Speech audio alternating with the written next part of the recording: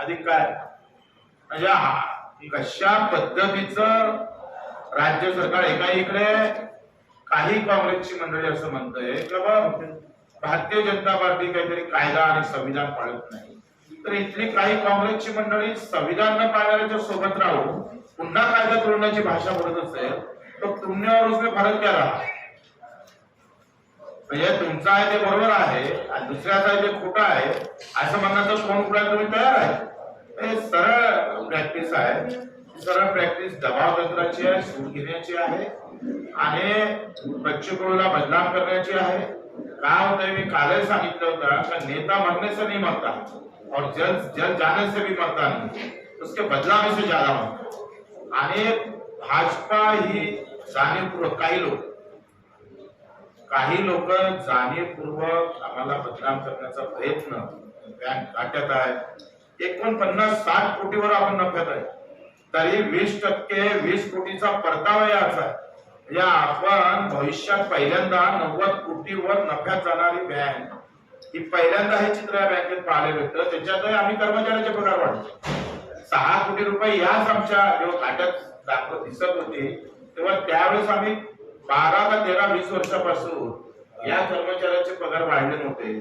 ते बिचारे काम करत होते आणि त्यांना आम्ही टार्गेट पण दिलं, आम्ही पगार वाढवतो पण हे टार्गेट अचीव करावं आणि त्यांनी ते तशा पद्धतीचं बऱ्याच प्रमाणात केलंय पण आणि त्यांचे पगार वाढले तर 6 कोटी वेळेवर द्यावं लागले। काही 2-3 हार्डवेअर आम्ही पाहतोय बँकेच्या सोयीने सॉफ्टवेअर वगैरे सगळ्या अधिक डिजिटलाइज कसं करता येईल असेल, अधिक ऑनलाईन कसं करता येईल, काही तो खर्च आपण वाढवला आणि मग अशा याच्यामध्ये हे करत असताना काय होतंय किमान संचालकांनी सुद्धा बदनामी करू नये। त्यामुळे बँकेवर होणारे परिणाम हे फार एका राजकारणापुरते मर्यादित नाहीये। आणि जेव्हा बँकेतला संचालक अशा प्रकारची 20 वर्षाचा कालाखंड जर बँकेचा पाहिला तर तो 1500-1700 कोटीच्या ठेवीमध्ये आहे आणि आमच्या 1.5 वर्षात या बँकेची ठेवी 2400 कोटी होती, 400 कोटीने वाढली। हा चमत्कार आहे। म्हणजे जी बँक 15-20 वर्षामध्ये 1500 ते 1800च्या दरम्यान ठेवीवर जातं, ती बँक 1.5 वर्षामध्ये आमचा कालखंड सुरू झाल्यावर ते 2400 कोटीवर केली जाते।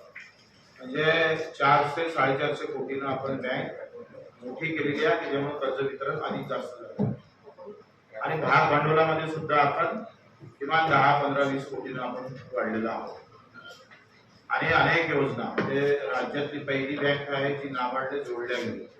नाबार्डच्या सगळ्या योजना आता या बँकेतून सुरुवात झाली आणि चमत्कार काय झाला तर पश्चिम महाराष्ट्रामध्ये फक्त नाबार्डच्या केसेस जास्त व्हायच्या, आज अमरावती जिल्हा महाराष्ट्रात सगळ्यात आघाडीवर आहे।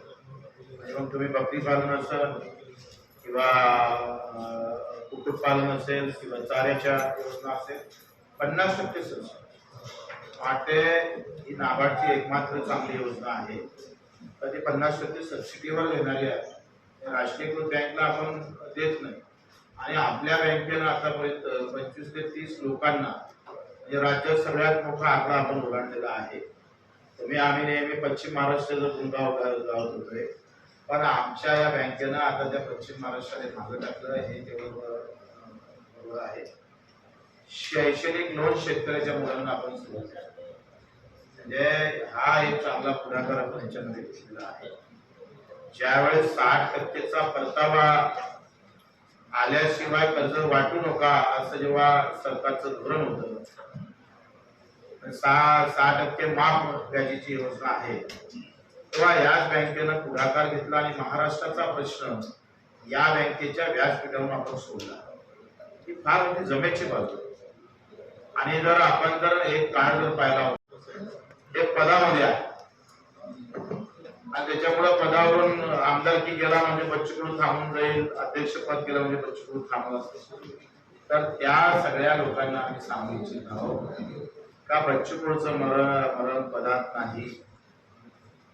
आम्ही आमदारकी झाल्यानंतर सगळ्यात जास्त रन म्हणजे आमचे स्कोर जे आहे लोकहिताचा हा आमच्या आमदारकीनंतर अधिक वाढलेला आहे। म्हणून त्यांना आम्ही इशारा देतो का पद आणि एखादा तेलाची वारी बच्चू कडू थांबू शकत नाही। अभिजितराव ढेपेनं हे सगळं सांगितलं आहे। काय झालं याच्यामध्ये का माझ्यावर आंदोलनातली केस होती, त्याच्यात 1 वर्षाची सजा सुनावली. आता जेव्हा आपण एखादा स्टे घेतो तेव्हा तो तिथं त्या झालेल्या निर्णयाला आपण थांबा देतो, म्हणजे ते थांबतो, म्हणजे ते तो आता अस्तित्वात नाही असं होतं. लक्षात घ्या. आता हे सगळं स्पष्ट आहे, हे शंभऱ्या पुट्ट्याला समजते, त्याला शंभर पुस्तक आहे ते त्याला समजते, त्या विभागीय निबंधकाला समजलं होतं. तो बोलत पण होता पंचमोळी, हे सगळं बरोबर आहे, पण करू काय? एवढे फोन चालू आहे. एकतर तुम्ही मला मारा, नाही तर ते मला मारून टाकायचं. रेकॉर्ड केलं नाही म्हणून सांगतोय, तर रेकॉर्डही केलं असतं तर बरं झालं. आता विभागीय निबंध एखाद्या गोष्टीचा संभ्रम जर असेल तर आपण काय करतो, एकतर वरिष्ठांना मार्गदर्शन मागतोय, नाही तर त्याच्या विधी व न्याय विभागाच्या एखाद्या सल्लागाराकडून आपण मागतो. त्यांनी मार्गदर्शन मागितलंय 13/5 त्यांनी मार्गदर्शन मागितलं. त्याच तारखेला म्हणजे चुका करताना काही गोष्टी माणूस म्हणतो ना की भाई इतना भी कातिल हुशार हो कुछ ना कुछ छोड़ देता. या कातिलनं काय केलं, सीता हा सोडून दिलेला आहे. त्या दिवशी यांनी सरकारी वकिलाला मार्गदर्शन मागितलं, त्याच दिवशी मला अपात्र केलं. या हायद्यावर म्हणजे सगळ्यात मोठी हायद आहे, म्हणजे कशी तानाशाही किती करावं त्याची हद आहे. आणि ज्या दिवशी तुम्ही वकिलाला मार्गदर्शन मागताय सरकारी वकिलाला, आणि त्याच दिवशी अपात्राची ऑर्डर काढत असत, दाल में कुछ काला, आणि 13/5 ची ऑर्डर